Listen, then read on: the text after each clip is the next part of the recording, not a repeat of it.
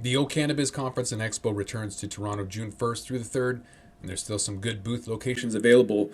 This exciting event is free for cannabis retailers and will feature Tommy Chong receiving a Lifetime Achievement Award at the O Cannabis Industry Awards. For more information about exhibiting or to register to attend, go to ocannabis.com. That's OCANNABIZ.com. Welcome back to the Talking Hedge. I'm Josh Kincaid, capital markets analyst and host of your cannabis business podcast. Today we've got Morgan Fox. He is the media director of the National Cannabis Industry Association. Morgan, thanks for being on the Talking Hedge. Thanks for having me. For those that haven't heard about the NCIA, can you tell the audience a little bit about what it's all about? Absolutely. National Cannabis Industry Association is the country's oldest, largest, and most broadly representative cannabis trade association in the country.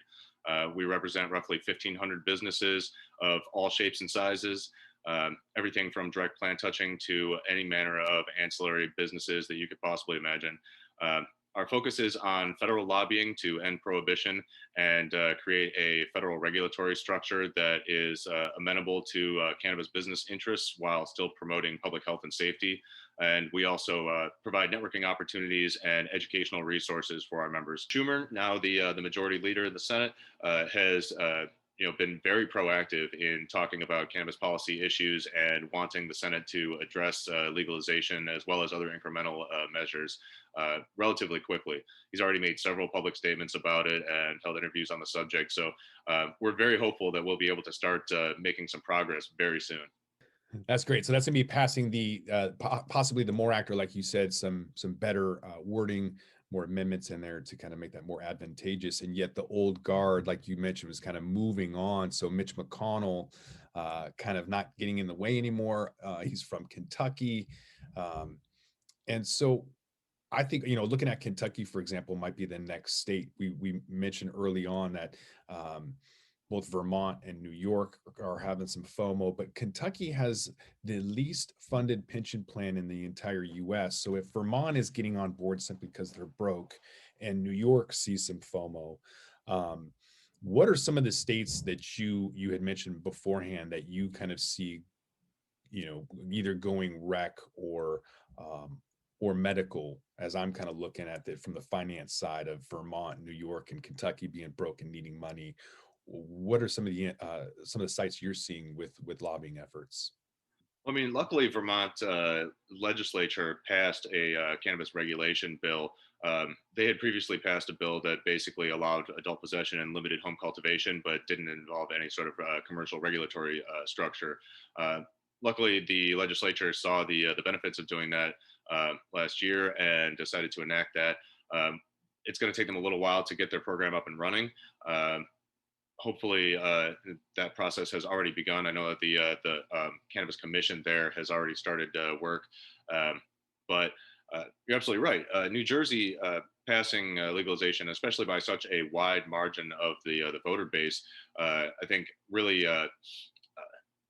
catalyzed a lot of the movement that we're going to see in the Northeast and really along the entire Eastern Seaboard in state legislatures over the next year or 2 years. All of these states, including New York, Pennsylvania, Connecticut, Delaware, Rhode Island, Maryland, all of them were considering legalization bills prior to the results of the November election. And I think that now there's a huge impetus for them to really move forward as quickly as possible so that they don't miss out on the tax revenue and job creation that comes with regulated cannabis markets. Whether or not any of them will be able to pass laws and then move through the regulatory process before New Jersey is able to, I think remains to be seen. New Jersey is having quite a bit of stumbling when it comes to putting in their enacting legislation. There are a lot of sticking points in terms of exactly how to treat possession by minors and whether or not to allow home cultivation. So, that process is ongoing, and hopefully they'll come up with a compromise relatively soon. Um, these state legislatures have a limited amount of time before the sessions run out to enact these bills. But as I said, a lot of them have been looking at it already. And so hopefully it'll be a pretty short order before these bills are pushed through their state legislatures and their state governments can start getting down to the work of actually installing regulated systems. Another state to really watch is going to be New Mexico, which came close to passing an adult use law during its very short emergency session last year, but was unable to do so, and has the support of a lot of prominent lawmakers as well as the governor. So I expect that to be successful sometime in the next couple of months here. Um, and then we're looking at ballot initiatives. So states like Oklahoma and Missouri and Idaho were not able to complete their signature drives. And then I believe it's Nebraska actually was sued off the ballot this past year, even though they got enough signatures. So we're looking at those states as well as states like North Dakota, looking at either adult use or medical referenda in 2022. Uh, the efforts have already started to get those on the ballot in most of those states as well. We might also see some movement on the medical side in state legislatures such as South Carolina, uh, which has a really strong and robust grassroots support network that is working really hard to pass a comprehensive medical bill. Whether or not they'll be able to get that done this session is up in the air, but I think that there's a lot of optimism from folks on the ground there, as well as national organizations that are supporting their efforts. How has things changed, I guess, from the legislative side post pandemic? I know that I started writing a bill fourth quarter 2019, or actually finished a bill for a marijuana lounge. So Washington State has a Class C felony on maintaining and operating a marijuana lounge. I wanted to reverse that felony and implement some new rules. But post pandemic, delivery in Washington State is going to be a priority, and then cannabis lounges are going to be pushed off to the side. What have you seen, just in the last year, where priorities have shifted and changed on the national scale? Well, I think on the national scale, priorities are pretty much still the same. In terms of the things that are universally affecting cannabis businesses and that are able to be fixed through federal legislation. So we're still looking at descheduling. We're still looking at fixing the banking issue. We're still looking at fixing the 280E issue. We're still looking at removing barriers to research, and we're still looking at trying to develop regulatory frameworks that Congress and federal agencies can use in order to effectively provide guidance to state regulators in terms of what their cannabis regulation should look like, as well as maintaining certain safety protocols that would be universal. Um, I'm glad that you brought up delivery, because I think that that's one of the upsides of the pandemic for the industry. A lot of the services that you mentioned, such as curbside pickup and delivery, were not available to cannabis businesses at the beginning of the pandemic, whereas they were to pretty much any other business that they were applicable to. And with the need to maintain social distancing and implement stringent safety protocols during the pandemic, while these businesses maintained operation, required a lot more collaboration with state and local regulators, and basically resulted in a lot of these services and options that had been denied to cannabis businesses being allowed. And I would be very surprised if these regulators were to start walking that back now that they've seen that cannabis businesses can successfully operate in this manner. Um, Not to mention just the increased familiarity with the needs and preferences of both businesses and regulators. Having such a much closer working environment or working relationship is certainly going to benefit all these businesses going forward. What is going to happen with legalization? A lot of people are looking at, this whole thing with a lot of optimism and we'll just be honest, speculation. Um, when do you foresee legalization, even with kind of the FOMO with Mexico and a lot of these other states, like you had mentioned, onboarding either medical or rec? When is it going to happen at the federal level? It's really difficult to tell. Um, with a relatively narrow margin of Democratic control of the House and an even narrow margin in the Senate, with a lot of other economic and social and political issues that Congress has to deal with, it's difficult to determine exactly where on the priority list descheduling is going to be. And then you also have to deal with a lot of the nuances that would be contained in any piece of legislation and the debates and negotiations that would go on around those. Like I said, I'm very, very optimistic that we're going to see reintroduction and passage of probably several bills in the House. But again, the Senate, we're probably looking at more incremental reforms in the near term future. Um, Leading into 2022, I think it's you have to also consider the political calculus that some lawmakers are going to be looking at in order to prevent the usual pendulum swing we see in House lawmakers. Whenever Democrats win the presidency, there's usually a Republican sweep of legislatures following that. So I think that might be part of the calculus in determining what sort of bill they want to vote on, when they want to vote on it, et cetera. But it's totally possible that it could happen this year. I just think that it's much more realistic to look at incremental reforms this year and then look at more comprehensive reforms next year or the year after. All right. Well, let's kind of shift gears a little bit, kind of talk about some events. I know that it's been hard to have in-person events, so there's been some online. How have you guys made that pivot? Well, pretty much as soon as we realized that there was going to be pretty significant quarantining and isolation, we pivoted almost immediately into ramping up our digital content and trying to continue to find alternative methods to provide educational experiences and networking to our members. It definitely hurt, but I think that we've been able to maintain that level of service and providing resources to our members throughout. Hopefully, we're going to see the return to in-person events, at some point in late summer, early fall this year. I really don't think it's going to happen before then, and none of the models are really predicting that. And also, we want to make sure that we look out for the health and safety of our members and exhibitors as well. In the interim, we have been doing some regional online events, as well as hosting regular webinars on a number of topics. So we have our Catalyst Conversations webinar series, where we talk about social equity issues and ways to increase diversity, equity, and inclusion in the industry, as well as giving applicants and licensees from marginalized communities information that they need to help them thrive in a very complex regulatory and really challenging business environment.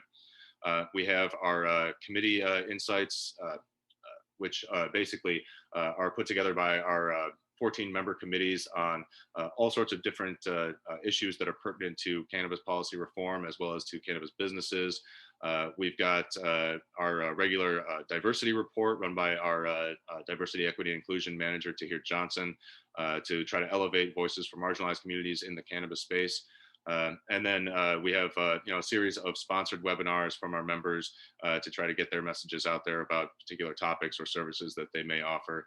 And then for our members, we have monthly government relations insights where our federal lobbying team will sit down with a moderator and just go over all the issues of the day as it comes to our federal lobbying efforts and what's happening on the national scene politically. There's a lot happening, just not even nationally, but just even on the local level. So it's great to kind of see a lot of these individual events that you're having. One of them I've seen here is the Catalyst Conversations, Cannabis Industry Business Opportunities. So this is a conversational series that you're having, like a webinar to give enrollees some social equity sponsorship programs and opportunity to network and gain access to valuable knowledge and help them excel in the cannabis industry. Can you talk a little bit more about how that came about and how people can kind of get involved? Well, I mean, really, it was sort of a natural outgrowth of our instituting a social equity scholarship program, whereby anybody that is applying to a social equity licensing program, whether it be a state or local level, and can just provide evidence that they have applied. You don't even have to have received a license as long as you're in the application process. You get a complimentary year of membership with NCIA, as well as additional free and discounted promotional opportunities. And we really wanted to highlight a lot of the people that we were bringing into the family with that program, as well as provide resources to people like them who are just getting into a very difficult business and regulatory space that is really weighted towards people with significant capital and resources. So, there are very high barriers to entry into this industry, and we want to help try to provide information that can help lower those barriers wherever possible. Do you see any real fundamental difference with social equity programs in areas like Illinois or Massachusetts, is it actually helping those that are disproportionately affected by the war on drugs? It seems to be a big push, and it seems to garner a lot of attention, but is it actually providing the help it was intended to? They've really all got their various shortcomings, and are really not providing as much support for marginalized communities that are trying to enter the cannabis space as they were designed to, for various reasons. Our Diversity, Equity, and Inclusion Committee actually released a number of recommendations for Illinois' dispensary licensing program. There were a number of problems there, so we tried to address that. I know that that committee and several members of NCIA are also working on trying to make sure that some of these mistakes don't happen in states like New Jersey or Vermont or Arizona. My colleague Tahir Johnson is actually involved in a series of seminars in Arizona put on by a local trade association there in order to try to prepare people for the opening of the social equity licensing process.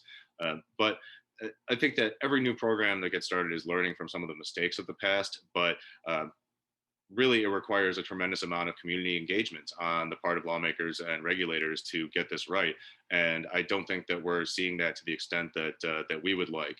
Uh, but this is an ongoing process, and I think that it's really important for people in the business community as well as people in associations like NCIA to do whatever they can to try to help provide resources and educational opportunities so that people that are entering these programs, regardless of how well structured they are, have a leg up and are able to more effectively take advantage of any of the additional opportunities that are offered to them through those programs.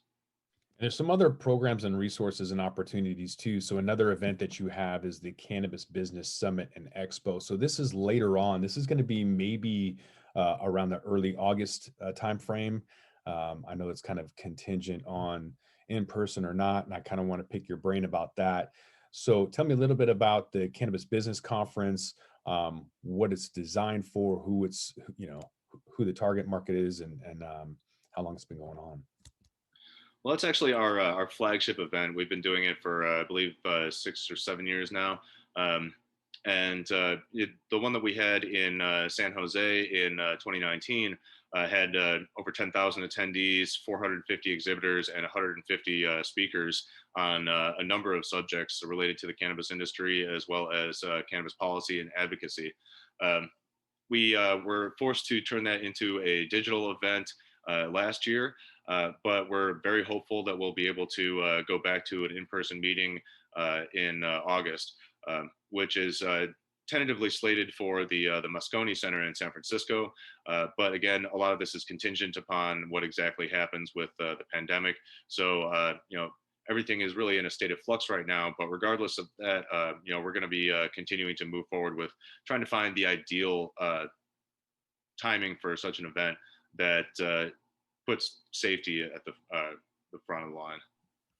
And there are people that aren't going to feel safe no matter what. So those that are immune compromised, don't want to travel or whatever else. How are you going to bridge that gap? Is it going to be virtual reality headsets? How are you going to actually get them to feel that they're still engaged and that they're there? Is it the technology? What's the secret sauce? I think that it'll probably end up being a combination of like what we did with our last digital cannabis business summit, where there are meeting rooms and people can watch the panel discussions and people can network in virtual meeting rooms and lounges. I don't think it would be really as far as having VR goggles on anybody, but who knows? Honestly, that's not really my forte. I don't deal with the event planning aspect of it, but I know that we're looking at all aspects to make an in-person event appeal to people that are still not quite feeling safe about going to those. For those that are, do you have some information on how they can attend, what some links are, all of that? Plug whatever you'd like. Well, it's I don't think it's possible to register for it just yet because we haven't nailed down the details. But if you're interested in becoming an exhibitor or a sponsor, you can definitely reach out to any of our team at info@thecannabisindustry.org. And by going to the cannabisindustry.org, our website, or checking out any of our social profiles, you can find a lot of additional information and sign up for our newsletter so that you get constant updates as to what's going on with event planning.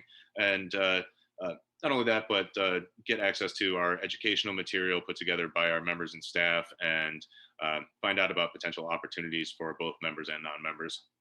Is there anything else that you'd like to, anything we missed, anything you'd like to plug, any events, anything at this time that you want to let the audience know about?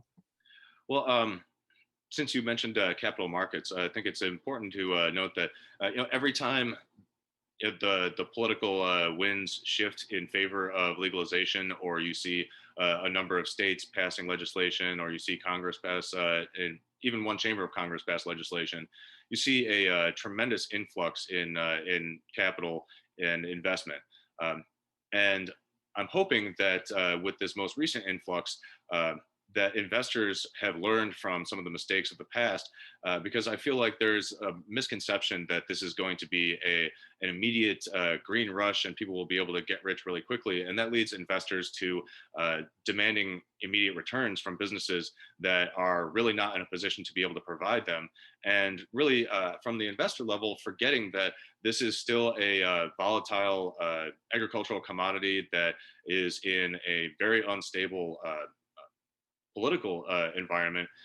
So you should really be thinking about this in terms of the long haul, and keep your money in these businesses, because eventually they will be able to provide excellent returns. But if you force them to start making returns now, or demanding your investments back, it's going to not only hobble those businesses, but makes the investor market timid overall for businesses that absolutely need it, and in many cases don't have access to capital through traditional lending because of lack of access to banking. I think it's also important for investors to look beyond the ETFs and the big companies and start thinking about direct investing in smaller businesses, particularly those that are social equity applicants, largely because these businesses have very limited access to capital through angel investors and lack of deep financial networks, and have the potential to be an incredibly vibrant market that are currently being overlooked by most capital investors. So I think there's a big opportunity there for people that are willing to invest in an ethical manner and not try to do so in a predatory way, which we have seen, unfortunately, a little bit. As opposed to just having a laser focus on major multi-state operators. Although nothing wrong with investing in them, I just think that investors need to be patient and have a broader focus. Yeah, less speculative. This isn't, cryptocurrency that's going to go up 25,000%, right? So you don't want to have malinvestment that you've seen in Aurora and Canopy, where they've written off 1 billion and 3 billion because they try to rush something too fast. So I could dive into that topic for an hour all by itself and unpack all of that. That's a lot of really important information. People should really understand that sin stocks have an inverse relationship when there is an economic downturn. And when you print trillions of dollars, you're going to have some kind of kickback. There's going to be some issues that happen as a result of that. And so I would definitely advise looking at cannabis as maybe a protection, but at the same time, it's not financial advice. And potentially everything could go down as well with systemic risk. But a lot of these in the US should be looked at for individual investment because they're not overbought like their Canadian counterparts. So a lot of opportunity with that for sure. Yeah. That's a great conversation in and of itself. Anything else that we miss? Anything else you want to throw out there? I can't think of anything off the top of my head, but I'm happy to come on again and cover Yeah. anything that you'd like to bring up. Yeah, a lot going on. Definitely would like to have you back, Morgan, and the National Cannabis Industry Association. I appreciate you guys being on the podcast. Yeah, thank you again for having me. And I think it's really important that people realize that this industry still requires a significant amount of advocacy. So, if you're involved in a cannabis business, really look at advocacy as a portion of your budget or a portion of your staff time, because these things don't happen in a vacuum. And by supporting organizations like NCIA or doing your own work to contact your members of Congress, you can really help make a difference. Yeah, links to the show notes to donate and be a member of the NCIA All of that will be in the description. With that, I think we're going to roll this one up. I'm Josh Kincaid. This is The Talking Hedge. Don't forget to like, share, and subscribe, or don't, and I'm out. Don't forget to smash that like button on your way out and check out these other videos that we've got.